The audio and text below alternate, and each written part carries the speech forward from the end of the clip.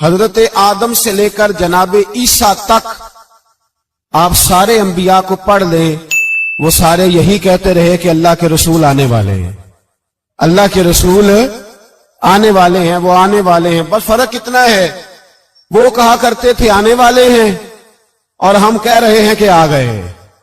بس ساری امتیں حضور کا ہی ذکر کرتی رہیں۔ وہ کہا کرتے تھے کہ علامہ اسماعیل حقی نے تفسیر روح البیان میں لکھا ہے، امام سیوطی نے الخصائص الکبریٰ میں لکھا ہے، جناب آدم کے انتقال کا وقت آیا تو اپنے بیٹے حضرت شیش کو بلایا اور بلا کر کے فرمانے لگے، شیش میں جا رہا ہوں بیٹے، لیکن یاد رکھنا ساری زندگی یہ کام نہ بھولنا۔ تو حضرت آدم کے صاحبزادے حضرت شیش عرض کرنے لگے، ابا جی وہ کون سا؟ کہنے لگے ہر وقت ہر روز اللہ کے آخری نبی پر درود و سلام پڑھتے رہنا۔ انہوں نے کہا کہ والد گرامی وہ کون ہے؟ تو حضرت آدم کہنے لگے، جب اللہ کریم نے میرے اندر روح پھونکی تھی تو میں نے جنت کے درختوں اور پتوں پر لکھا دیکھا تھا لا الہ الا اللہ محمد رسول اللہ صلی اللہ علیہ وسلم۔ ہر پیغمبر نے، ہر رسول نے، آپ دیکھیے نا حضرت ابراہیم نے کعبہ بنایا۔ اصل بات یہ ہے کہ ہم حضور کے امتی ہیں، ہم اس طرح قدر نہیں کر پاتے جس طرح وہ لوگ آرزویں کرتے تھے۔ حضرت ابراہیم نے کعبہ بنایا، اللہ کا گھر، اللہ کا گھر۔ یہاں جو آدمی اپنے سگے بیٹے کو بھی گھر بنا کے دیتا ہے، وہ بھی اپنی بہو کو کہتا ہے میں نے بنا کے دیا، حالانکہ اپنے بیٹے کو دیا ہے۔ وہ بھی پوتوں کو کبھی کبھی بلا کے کہتا ہے تمہارے باپ نے کیا کمایا، میں نے دیا ہے۔ لوگ عادی ہیں، لیکن میرے عزیز حضرت ابراہیم نے اللہ کا گھر بنایا، اور جب بنا رہے تھے تو انداز یہ تھا کہ حضرت اسماعیل پتھر اٹھا کے لاتے تھے اور جناب ابراہیم خانہ کعبہ کی دیواریں بلند فرماتے تھے۔ اس عالم میں جب بنا چکے تو عرض کرنے لگے یا اللہ کعبہ میں نے بنا دیا ہے، اسے آباد کرنے والا رسول بھی عطا فرما دے۔ ربنا وابعث فیہم رسولا، یا اللہ وہ رسول ہمیں عطا فرما جو بڑی شانوں والا ہے۔ سارے انبیاء حضرت سیدنا عیسیٰ علیہ السلام کہ کچھ امتی کہنے لگے عیسیٰ مردے زندہ کر دیتے ہو،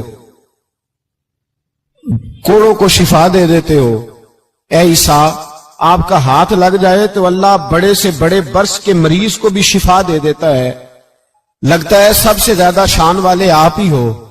تو حضرت عیسیٰ کہنے لگے نہیں، وَمُبَشِّرٌ بِرَسُولٍ يَأْتِي مِن بَعْدِ اسْمُهُ احمد، فرمایا شان والا تو وہ ہے جس کی میں تمہیں خوشخبری دینے آیا ہوں، وہ میرے بعد آئے گا اور اس کا نام احمد ہوگا، وہ اس کی میں تمہیں خوشخبری دینے آیا ہوں۔ میرے بھائی، میرے رسول کریم سید عالم صلی اللہ علیہ وسلم کے بارے میں ہر نبی، ہر پیغمبر، ہر رسول یہ کہتے آئے وہ آنے والے ہیں، اور ہم کیا کہہ رہے ہیں؟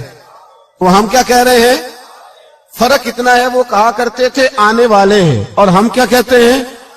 ہم کہتے ہیں آ گئے ہیں۔ عید میلاد النبی ہے، کیا سہانا نور ہے، دیکھو آ گیا وہ نور والا جس کا سارا ہی نور ہے۔ ہم یہ کہہ رہے ہیں کہ وہ آ گئے، بڑی عزت والا، بڑی شان والا، رب کریم بڑے بلند حوصلے والا ہے، وہ کسی کو جتلاتا نہیں کوئی شے دے کے، وہ نہیں جتلاتا، اس کو جو نہیں مانتے انہیں بھی روٹی دیتا ہے۔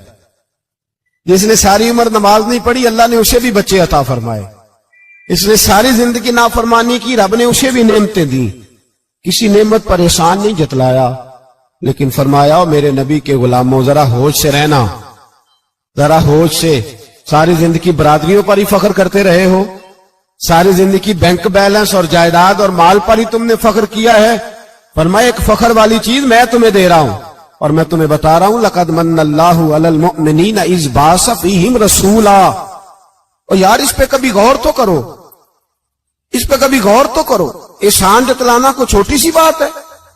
اور پھر مالک جس کے حوصلے پر کوئی کلام ہی نہیں کر سکتا، وہ مالک کے شان جتلا کے تجھے کہتا ہے او مسلمان تو چھوٹا سمجھتا ہے، تو شاید ہلکا جانتا ہے، ہوش کر، اور اپنے اندر کے مصطفیٰ کریم کے اس غلام کو بیدار کر۔ رب فرماتا ہے میں نے تمہارے اوپر بڑا ہی احسان کیا ہے، میں نے بڑا ہی احسان کیا۔ یا اللہ کیا؟ فرمایا اذ بعث فیہم رسولا، میں نے تمہیں اپنا شانوں والا رسول عطا کیا ہے۔ دیدہ دل کا دریچہ باز کرنا چاہیے، اور یا رسول اللہ جن کا تو آقا ہے ان کو ناز کرنا چاہیے۔ اب تھوڑا مسلمان ہونے پہ بھی فخر کرو، کبھی کوئی پوچھے تو اسے بتایا کرو ہم رسول اللہ کے غلام ہیں، یہ بھی ہماری برادری ہے اور یہ سب سے بڑی برادری. اس برادری کے اندر بھی لوگوں کو لائیں. آپ کو پتہ ہے میلاد انقلاب کا نام ہے. میلاد جب تک نہیں ہوا تھا تو بیٹیاں زندہ دفن ہوتی تھیں. آپ علماء سے یہ سن تو لیتے ہیں پر ذرا اس معاشرے کی بے حسی تو دیکھو. بیٹی جان ہوتی ہے باپ کی, بیٹی رونق ہوتی ہے گھر کی. ایک آدمی کے 11 بیٹے ہیں تو مجھے ایک دفعہ کہنے لگا دعا کریں اللہ مجھے بیٹی بھی دے. تو میں نے کہا 11 بیٹے ہیں, کہنے میری تو منجی نو رونا بھی کسے نہیں, بیٹے تو نہیں یہ کام کرتے. دعا کریں اللہ بیٹی دے, میری چارپائی کے پاس تو کوئی بیٹھے. او بھائی بیٹی جو اتنے وقار والی ہوئی تو آپ پڑھیے نا, حضرت داہیہ کلبی کہتے ہیں میں موجود تھا جب وہ شخص آیا تھا. لوگ 12 ربیع الاول کے اس معاملے کو معمولی واقعہ سمجھنے لگے. نہ بھائی ہم تمہیں پیغام دے رہے ہیں, یہ معمولی واقعہ نہیں. حضرت داہیہ کلبی کہتے ہیں اس شخص نے آ کے عرض کی یا رسول اللہ صلی اللہ علیہ وسلم میں نے 100 بچی زندہ دفن کی ہے, زندہ دفن. اور کہتے ہیں میری اپنی بیٹی, میں سفر پہ تھا تجارت پہ تو میرے پیچھے سے میرے گھر میں بیٹی ہو گئی. میری بیوی نے اپنے میکے جا کے چھپا دی. میں واپس آیا تو اس نے کہا بچہ ہوا تھا فوت ہو گیا, میں نے دفن کر دیا. جب بچی 4-5 سال کی ہوئی تو مجھے پتا چلا میری بیٹی ہے. کہتے میں اسے لایا اور میں نے اسے کہا میں تیرا باپ ہوں, تجھے تحفہ لے کے دوں گا, کھانا کھلاؤں گا.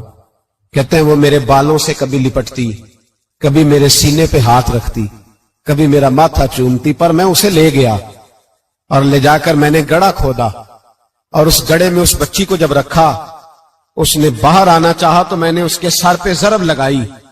جب چوٹ لگائی تو وہ دوبارہ گڑھے میں گری. میرا ویسے وجدان کہتا ہے کہ جب سے میلاد ہو گیا ہے آج کسی باپ کی بیٹی اگر چارپائی سے گر جائے تو شاید وہ ساری رات سو نہ سکے کہ بچی گر گئی ہے میری. کہتے ہیں میں نے چوٹ لگائی سر پہ, خون بہا تو وہ گری, میں نے مٹی ڈالی, وہ ابا جی کہتی رہی. کہتے ہیں جب اس کا وجود چھپ گیا اور اس کے چہرے پر مٹی پڑنے لگی تو اس نے ایک لفظ کہا, وہ لفظ مجھے آپ کے پاس لایا ہے. وہ بیٹی کہنے لگی اے اللہ بتا تیرا رحمت للعالمین نبی کب آئے گا. یا اللہ بڑی بیٹیاں دفن ہو گئیں, بڑی مائیں منڈیوں میں بک گئیں, غریب بڑے لٹ گئے, پریشانیاں بڑی بڑھ گئیں. اللہ بتا نا تو اسے کب بھیجے گا. اب کتنی دیر ہے, اندھیرا بڑا گہرا ہو گیا, اب نہیں جیا جاتا, اب نہیں سہا جاتا, اللہ تو کب بھیجے گا. حضرت داہیہ کلبی کہتے ہیں وہ بتا رہا تھا اور نبی کریم بار بار اپنی چادر کا پلو اٹھاتے تھے اور اپنے آنسو پوچھتے تھے. بار بار چادر کا پلو اٹھاتے تھے اور آنسو پوچھتے تھے, بار بار اٹھاتے تھے آنسو پوچھتے تھے.